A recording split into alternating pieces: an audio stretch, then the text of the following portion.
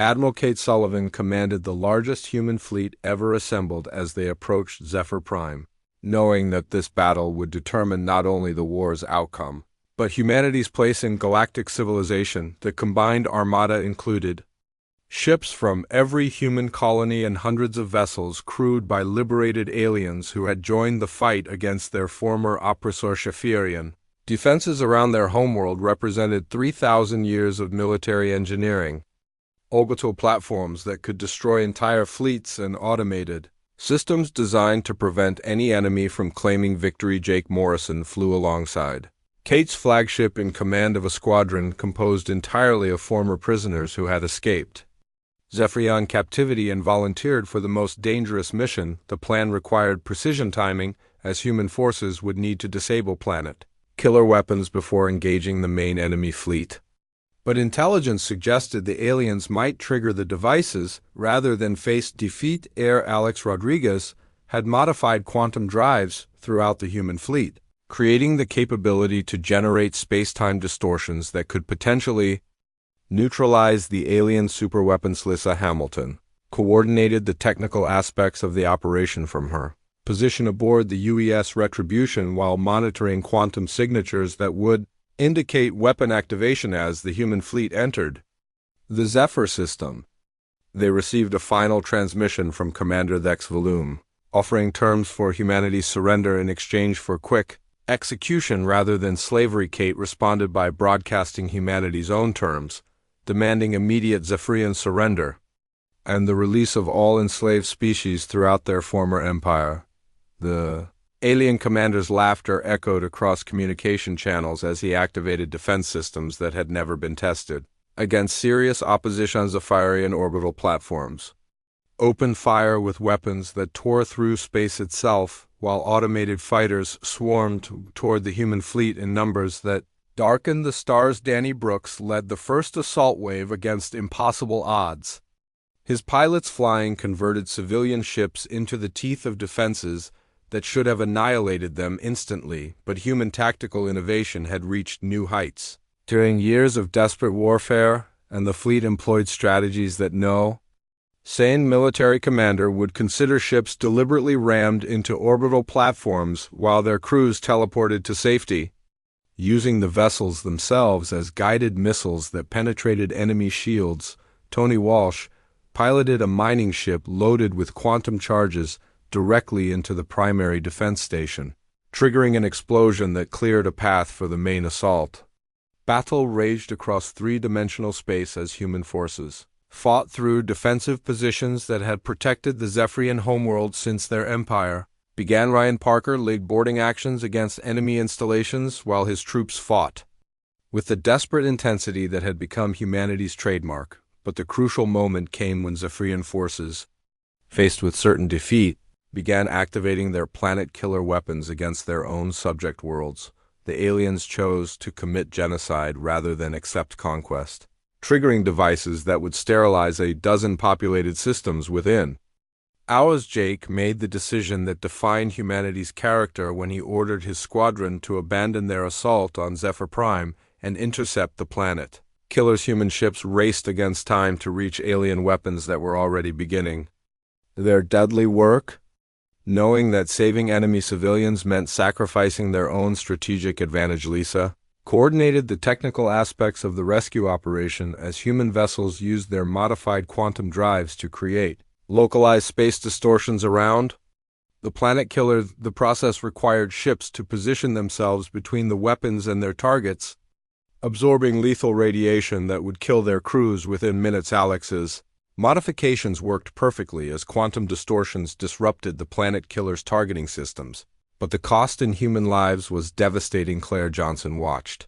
from Earth as humanity made the choice that would define their legacy, sacrificing military victory to prevent genocide. The successful neutralization of the planet killers broke the final Zephyrian resistance as their own troops surrendered rather than serve leaders who would murder billions to avoid defeat. Exavolum faced mutiny from his own officers who refused to follow orders that violated every principle of civilized warfare. The Zephyrian Empire collapsed not from military defeat, but from moral failure as their brutality finally exceeded what their own.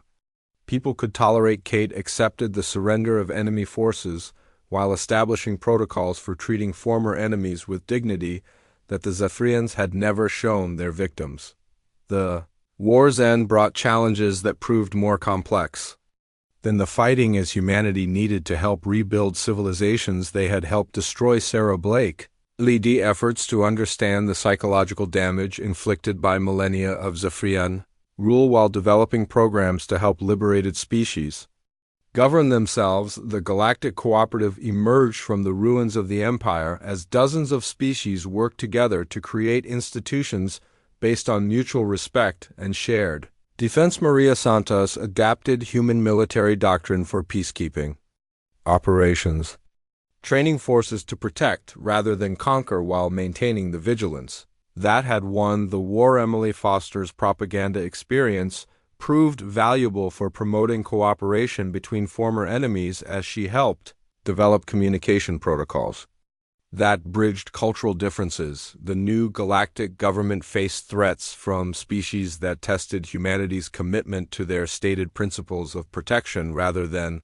domination. Admiral Brooks commanded mixed fleets where human and alien crews worked together to respond to pirates and warlords who threatened the fragile peace. But the most important changes occurred in human society as they learned to balance their warrior nature with responsibilities as galactic protectors. Ryan Scott established training programs that taught human soldiers when not to fight, recognizing that their greatest strength could become a weakness if misused. The species that did not know defeat discovered that victory meant more than surviving conflict.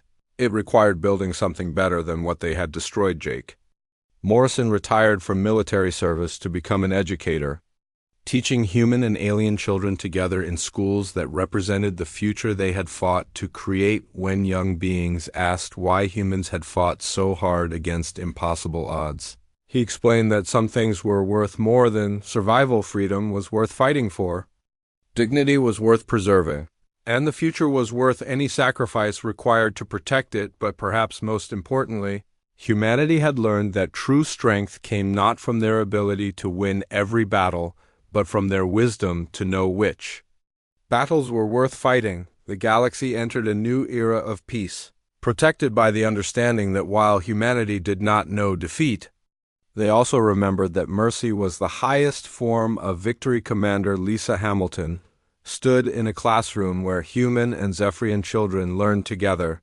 symbols of a future where former enemies had become friends. When a young Zephyrian student asked why humans had refused to surrender even when facing extinction, Lisa smiled and gave the answer that defined her species. Humanity had learned long ago that some things were more precious than life itself. But until everyone else understood that truth, humans would ensure that trying to take those things was impossible. The stars that had once witnessed only conquest now looked down on civilizations, working together to build something greater than any empire. And in the silence between worlds, the echo of humanity's greatest lesson continued to resonate. True victory belonged to those who fought not for themselves but for the freedom of all. The galaxy watched humanity with growing unease as their reputation for unstoppable warfare spread beyond the Zephyrian Empire to neutral species who began questioning whether these Deathworld spawn would become liberators or conquerors. Ambassador Claire Johnson arrived at the Confederation of Free Worlds headquarters to address concerns from alien leaders who feared that humanity's aggressive expansion threatened galactic stability. The Confederation represented dozens of independent species that had avoided Zephyrian conquest through careful neutrality, and they worried that human tactics violated every principle of civilized warfare. Claire faced a council of beings who had survived by avoiding conflict, creatures whose cultures emphasized negotiation and compromise over the direct confrontation.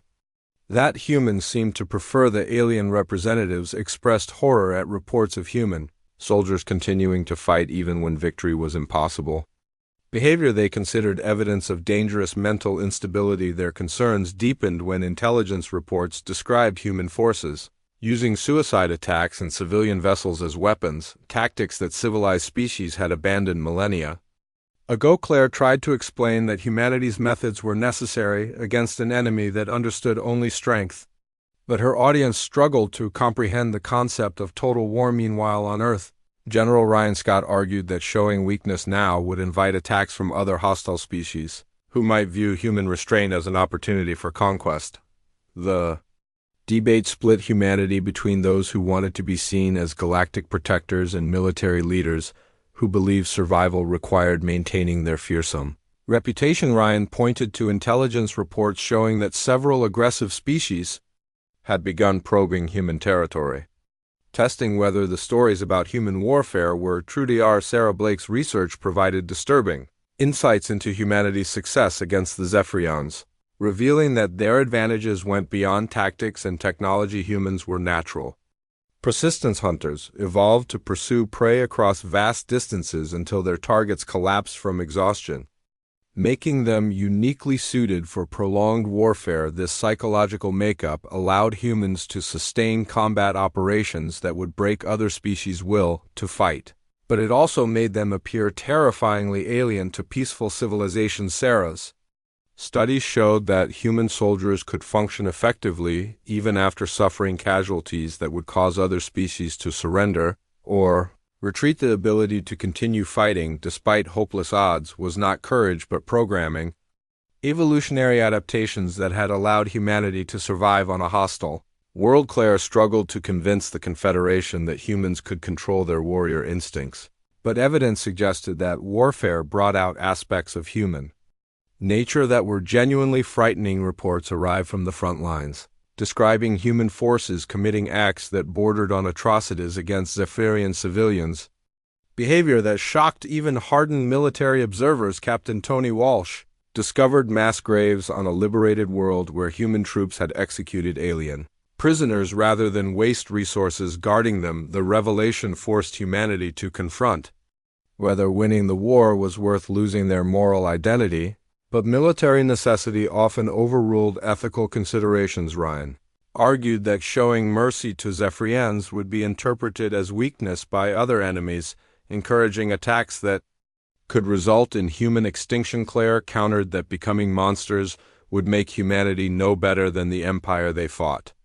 But her position grew harder to defend as the war escalated. Intelligence reports revealed that Zephyrian desperation had reached critical levels as their empire collapsed under pressure from rebellions and human attacks. The High Command prepared to deploy planet-killer weapons capable of sterilizing entire worlds, devices they had never needed against previous enemies. Sarah's analysis of captured technology showed that the weapons used quantum disruption to tear apart the bonds holding matter together, causing instant planetary destruction. The discovery that Zephyrians possessed such devastating weapons changed the strategic situation as humanity realized their enemy might choose mutual destruction over defeat. Emily Foster's Psychological Warfare Division intercepted communications, revealing that alien leadership considered using the planet killers against their own rebellious colonies. The prospect of genocide on an unimaginable scale forced human leaders to reconsider their approach to the conflict. But military realities limited their options. Danny Brooks received orders to prepare for a final assault on the Zephyrian homeworld. An operation that would require every ship humanity could deploy. The attack would be humanity's greatest gamble, committing all their forces to a single battle that would either end the war or result in their complete destruction. Jake Morrison advocated for attempting one final diplomatic solution, but his proposal was dismissed by commanders who believed the Zephyrians would never accept peace. The debate raged while human forces prepared for an operation that would test whether their reputation for never accepting defeat could overcome impossible odds. Maria Santos developed battle plans that assumed massive casualties but calculated that human determination might prevail even against overwhelming enemy advantages.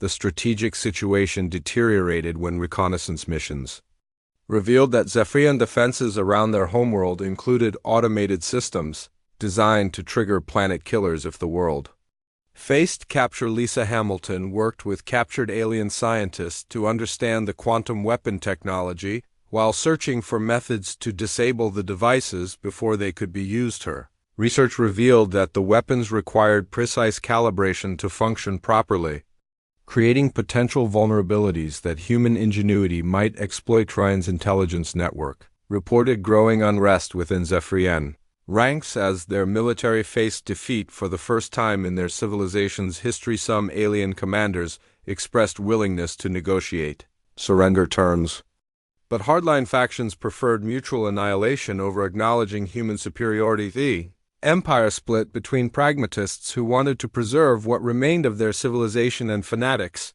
who viewed defeat as unthinkable. Claire continued diplomatic efforts with neutral species while knowing that humanity's reputation would determine whether they became galactic leaders or pariahs. The Confederation watched human preparations for the final assault with mixture of admiration and terror, recognizing that the outcome would reshape galactic civilization. Sarah's final reports warned that humanity stood at a crossroads where victory might cost them their souls, while defeat would certainly cost them their lives. The species that had never known defeat faced their greatest test, not against alien enemies but against the darkness within themselves that warfare had awakened. As fleets gathered for the final battle, humanity prepared to discover whether they could win without becoming the very evil they had fought to destroy.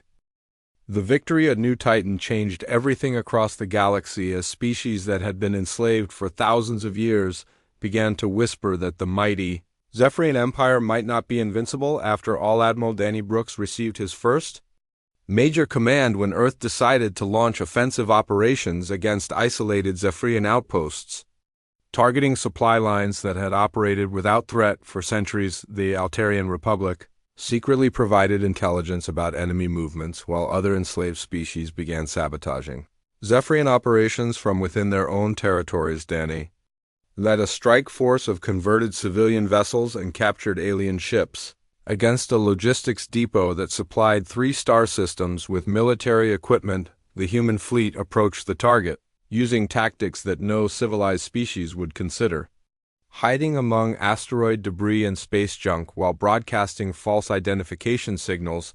When they reached attack range, Danny ordered his ships to ram directly into the depot's docking bays while boarding parties fought their way through alien defenses. The Zephyrians defending the facility had never faced close-quarters combat against humans and found themselves overwhelmed by enemies who fought with desperate intensity. Human soldiers used their own bodies as weapons when ammunition run out, tackling alien warriors twice their size and using improvised explosives to destroy critical systems. The depot's destruction sent shockwaves through the Zephyrian military as commanders realized that their supply network was vulnerable to attack by an enemy that refused to follow conventional rules. Dr. Emily Foster began developing psychological warfare campaigns that exploited growing Zephyrian fears about human unpredictability and willingness to die for victory. Her teams analyzed alien communications and discovered that Zephyrian troops had begun suffering from what their own medical records called terror of the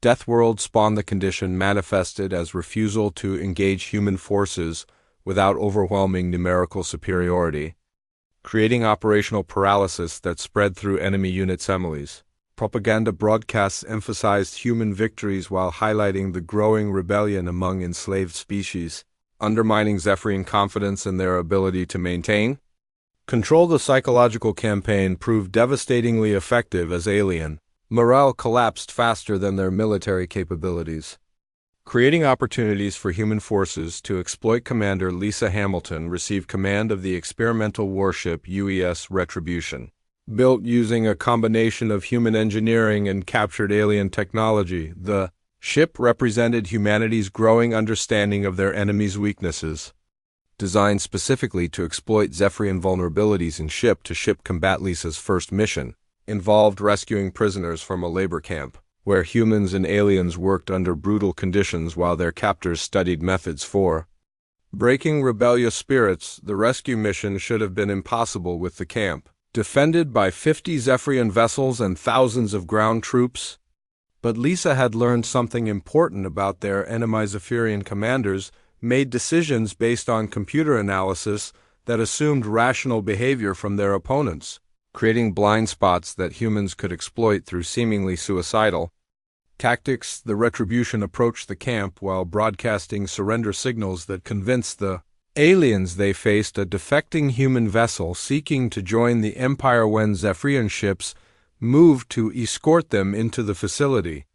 Lisa triggered hidden weapon systems that turned the escort vessels into debris clouds within seconds. Human boarding parties teleported directly onto the prison complex, using captured alien technology while the Retribution engaged the remaining defenders. The battle lasted 6 hours as human forces fought through facilities designed to hold the most dangerous prisoners in Zephyrian space. Ryan Parker led the ground assault against guards who surrendered rather than face humans in close combat, abandoning their posts when resistance became too costly. The successful rescue operation freed thousands of prisoners representing dozens of species, while capturing enough alien equipment to supply human forces for months. But the most important victory was psychological, as word spread throughout the galaxy that humans had penetrated the heart of Zephyrian security and emerged victorious. Emily's intelligence network reported that alien morale suffered catastrophic collapse following the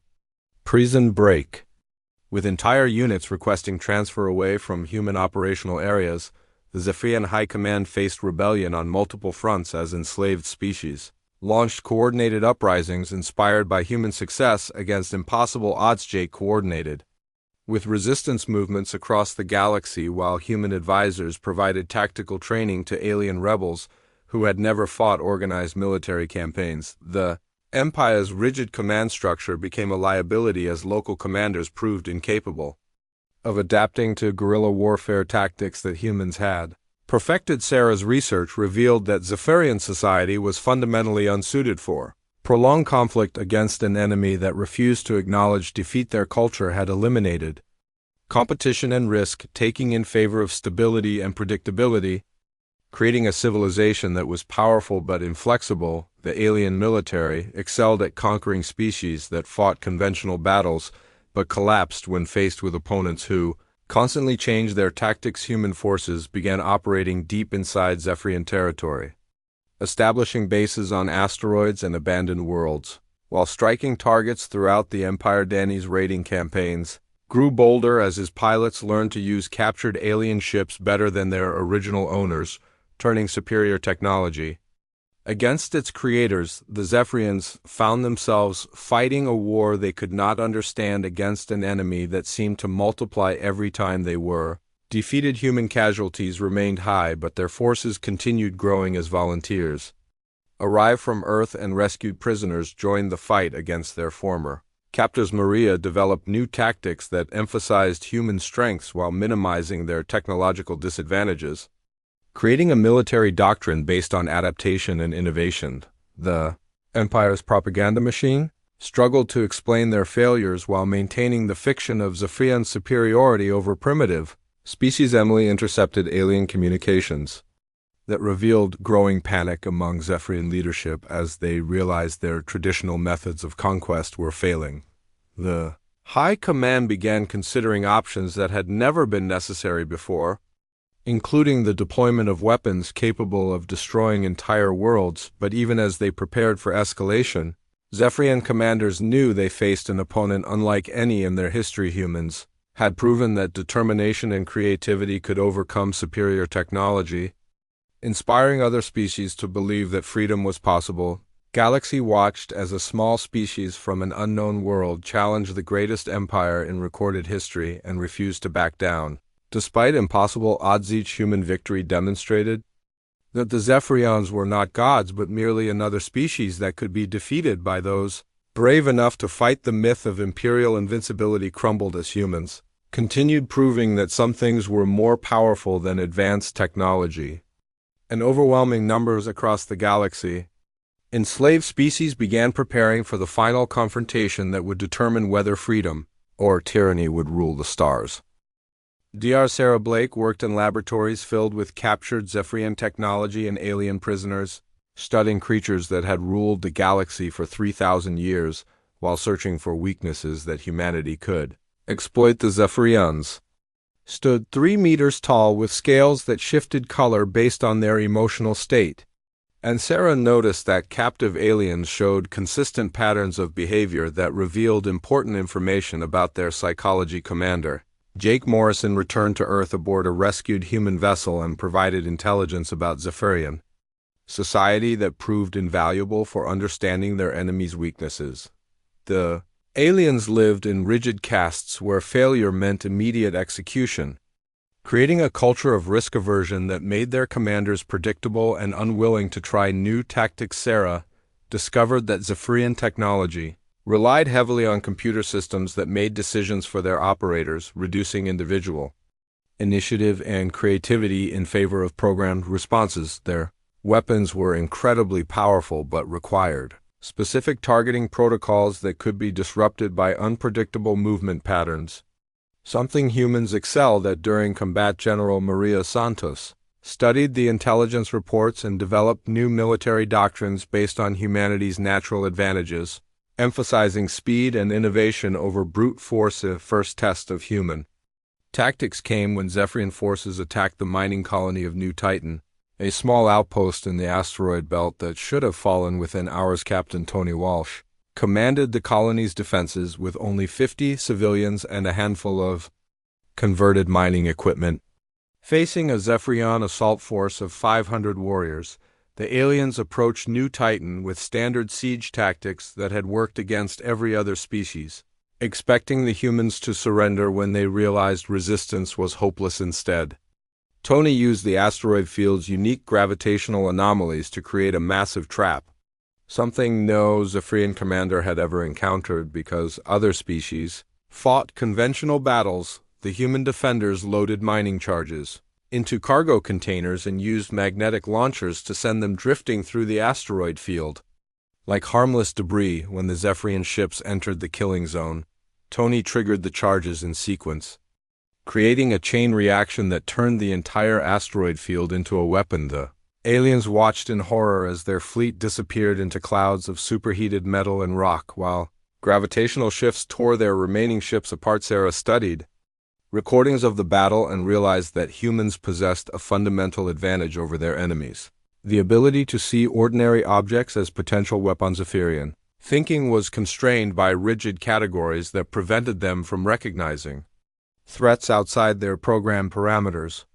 While humans could adapt anything into a tool for survival, the victory at New Titan shocked both sides of the conflict as news spread through human and alien communication networks, marking the first time a Zephyrian attack force had been completely destroyed. Jake analyzed alien reaction to the defeat and noticed something remarkable in their communications: references to humans that suggested growing fear rather than simple respect for enemy capabilities.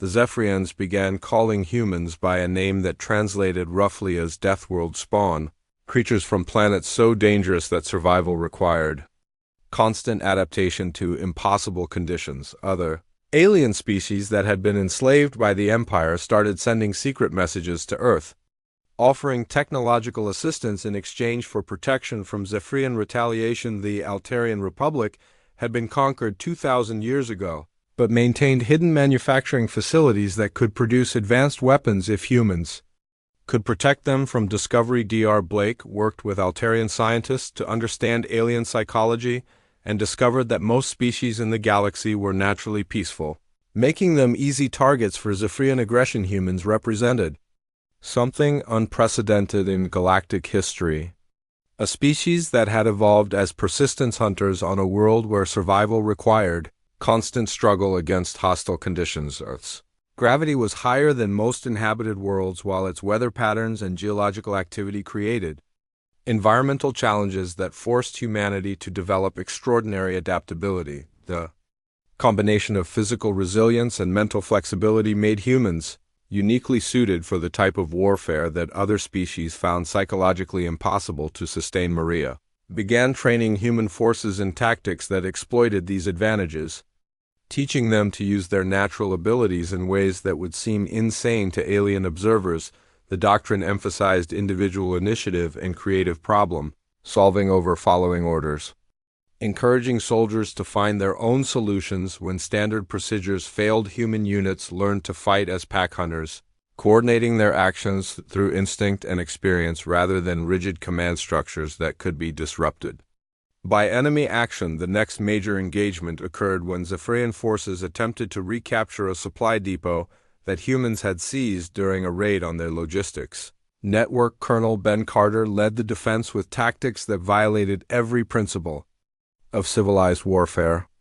Using the depot's own cargo as improvised weapons and fortifications, human soldiers rigged fuel containers to explode when alien troops approached, while others used loading equipment to hurl shipping containers at enemy formations. The Zephyrians found themselves fighting an enemy that turned every aspect of the environment into a threat, making their superior numbers meaningless in close quarters combat. Ben's forces suffered heavy casualties but achieved something more valuable than victory. They demonstrated that humans could not be defeated even when trapped in impossible situations. The psychological impact of these battles began affecting Zephyrian morale as their troops developed what their own records described as terror of human unpredictability. Alien soldiers started requesting transfers away from sectors where humans operated, while their commanders struggled to maintain discipline among forces that had never experienced fierce eras. Research revealed that the Zephyrian Empire had grown soft through millennia of easy conquests, creating a military force that was powerful but brittle. When faced with serious resistance, their society had eliminated the evolutionary pressures that created strong warrior cultures, leaving them dependent on technology rather than individual courage and adaptability. Jake coordinated with resistance movements among enslaved species who began providing intelligence about Zephyrian operations while sabotaging their own oppressors. The Empire faced rebellion on multiple fronts as news of human victories encouraged other species to believe that the Zephyrians could be defeated. Maria planned humanity's first major offensive campaign, targeting isolated Zephyrian outposts and supply lines while avoiding direct confrontation with their main fleet. The strategy relied on speed and surprise rather than firepower, hitting enemy installations before they could organize effective resistance. Human raiding parties used captured alien technology to strike deep into Zephyrian territory, destroying facilities that had operated unopposed for centuries. Each successful raid demonstrated to the galaxy that the mighty empire was not invincible, encouraging more species to join the growing rebellion against their oppressors. The Zephyrians realized they faced something their empire had never encountered before: a species that grew stronger under pressure and refused to accept defeat regardless of the odds. The transmission from the Defiance reached Earth 3 months after the ship's disappearance, and Admiral Kate Sullivan felt her blood turn cold as she watched the data unfold across her screens, showing alien vessels that could destroy humanity's greatest achievement without effort. Earth's governments mobilized every resource they possessed, while scientists worked around the clock to understand the enemy. Technology captured in Lisa Hamilton's final transmission. But 6 months seemed impossible for preparing against a threat that had conquered civilizations for thousands of years. Dr. Alex Rodriguez led teams of engineers who tore apart every piece of quantum drive technology they could find, searching for ways to adapt peaceful exploration equipment into weapons of war while knowing they faced impossible odds. Colonel Ben Carter received orders to militarize everything that could fly in space, from cargo haulers to mining vessels, and transform them into warships that might buy Earth precious time when the aliens arrived. The work proceeded with desperate intensity as humanity prepared for a war they could not win. But Kate noticed something remarkable happening among her people as they faced extinction. They refused to give up hope even when logic said they should surrender. Manufacturing facilities across Earth retooled their production lines to build weapons and armor, while every person who could hold a tool joined the effort to prepare their world for invasion. Ben's teams welded armor plating onto civilian ships and mounted whatever weapons they could manufacture in the time remaining, creating a fleet that looked more like scrap metal than military vessels. Alex made breakthrough after breakthrough as he learned to reverse engineer alien technology, discovering that quantum drives could be modified to create devastating explosive devices when their containment fields collapsed. The Quantum mines became humanity's first effective weapon against superior alien technology. Capable of tearing holes in space that could cripple even the largest, enemy vessels' training centers appeared overnight as former soldiers taught civilians how to fight in space while engineers showed them how to use mining equipment and construction tools as weapons. Kate coordinated the global defense effort while keeping one eye on the deep space monitors that would warn them when death approached their world. Knowing that every day brought them closer to humanity's final test, when the Zephyrian fleet finally appeared on the edge of their solar system, the alien ships moved with confidence that spoke of countless easy victories against species that surrendered rather than fight hopeless battles. Commander Thex Valoom led the invasion force with expectations of quick conquest against a primitive species that would collapse at the first sign of serious resistance, just like all the others had done. But when the Zephyrian fleet reached Earth's orbit, they found something no other species had ever shown them: a defensive force that attacked immediately without trying to negotiate or surrender. Ben led the first wave of human ships against vessels that outgunned them 10-1, and his pilots flew their converted cargo haulers like fighters, using speed and desperation to close range before the aliens could bring their superior weapons to bear. The mining ship New Denver rammed directly into a Zephyrian cruiser while its captain, Tony Walsh, triggered quantum mines that tore both vessels apart in an explosion of twisted metal and energy. Human pilots who faced certain death continued attacking until their ships disintegrated around them, behavior that confused alien commanders who expected enemies to retreat when survival became impossible. The cargo hauler Springfield converted its loading bay into a missile launcher and fired every piece of metal it carried at enemy ships while its crew sang songs that aliens would never understand. Kate watched from Earth's command center as her improvised fleet died ship by ship against superior technology.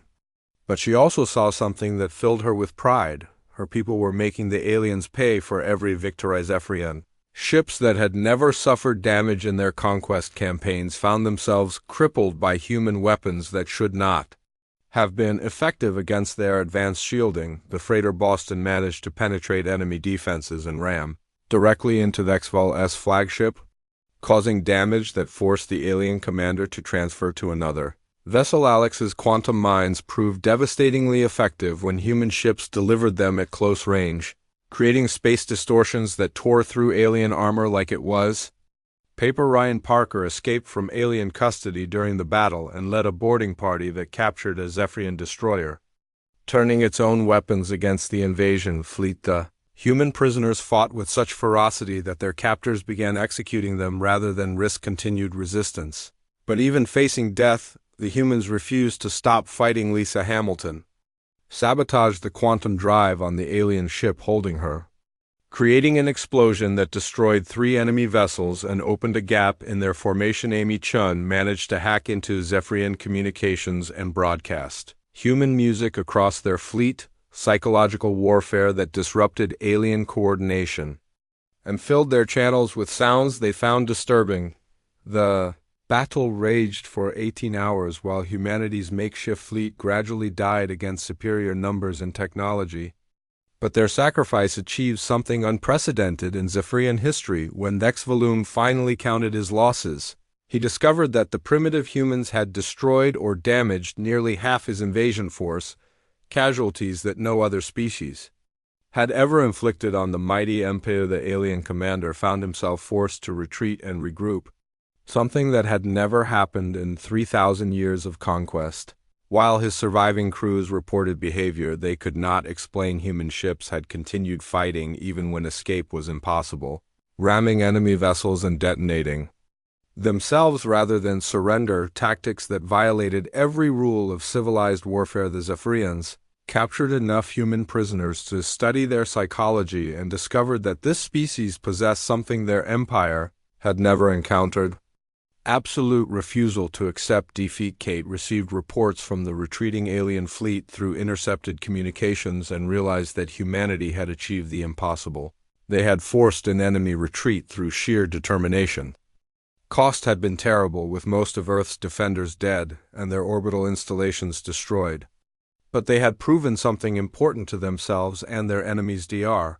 Rodriguez analyzed captured alien technology while Ben organized the survivors into a proper military force, preparing for the next attack while learning from their first encounter. The Zephyrian Empire faced something they had never experienced before, a species that fought harder when cornered and refused to acknowledge hopeless odds. Volum reported to his superiors that the humans represented a new type of threat, one that could not be conquered through traditional methods because they simply would not stop fighting. As Earth rebuilt its defenses with captured alien technology, humanity began to understand that their greatest weapon was not superior firepower, but something far more dangerous: the absolute certainty that they would never surrender.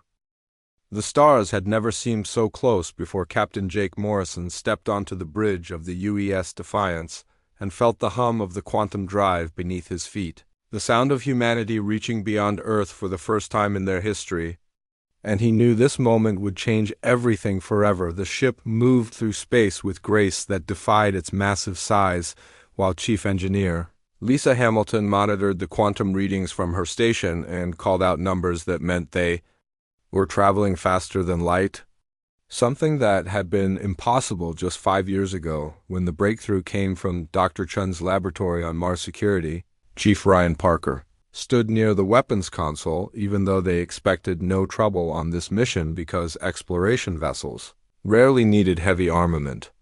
But Earth Command had insisted on basic defenses after the radio signals from deep space suggested intelligent life existed beyond their solar system. Communications officer Amy Chun worked at her station trying to decode the strange patterns they had detected from the Kepler 442 system, signals that repeated in mathematical sequences, too complex to be natural phenomena and too organized to be random cosmic noise. The journey took 3 weeks through the void between stars, and Jake watched his crew adapt to life aboard humanity's most advanced vessel, seeing them grow excited as they approached their destination and prepared to make contact with whatever civilization awaited them.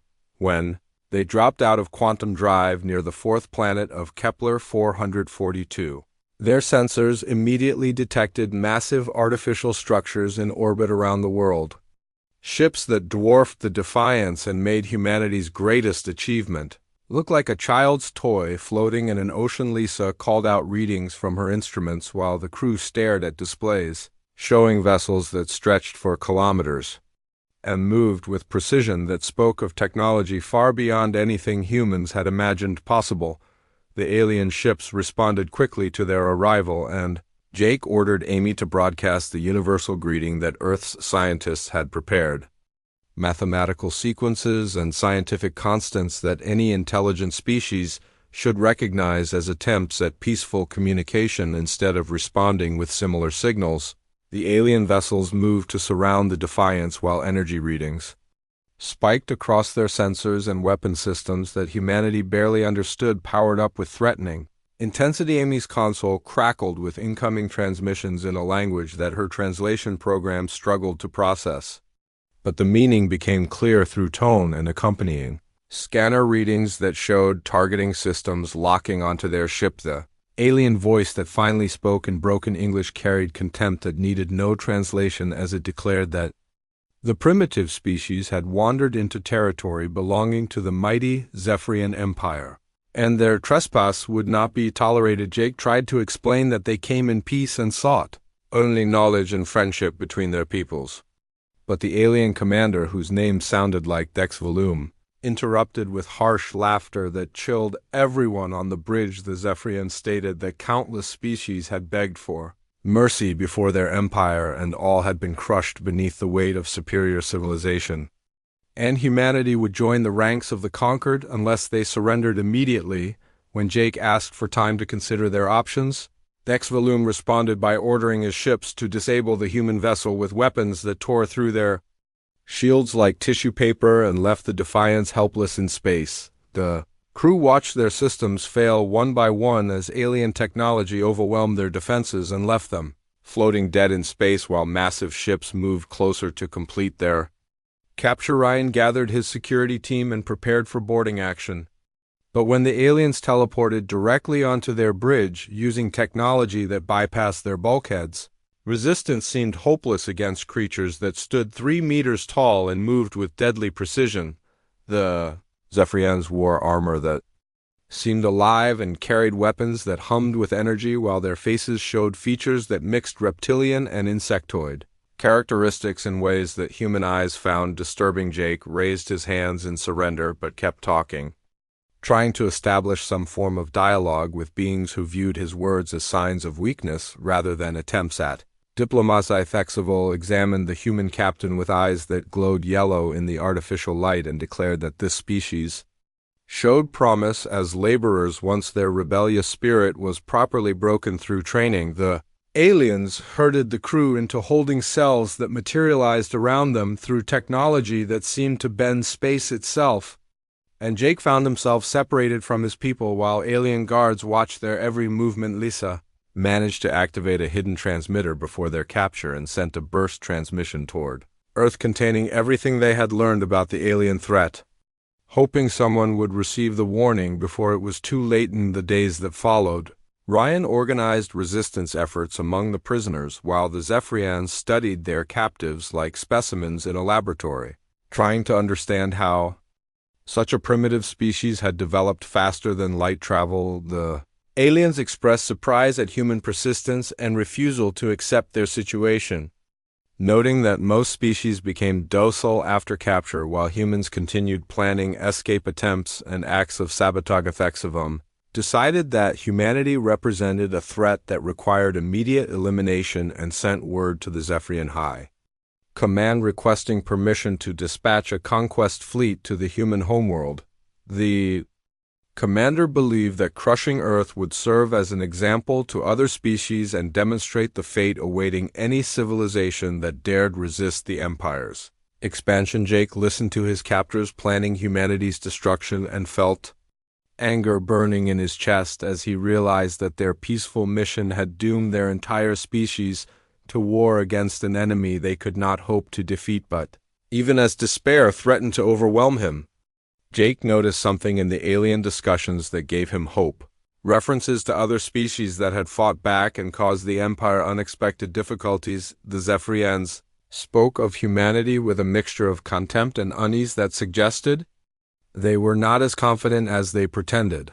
And Jake began to understand that perhaps humanity possessed something their enemies did not expect.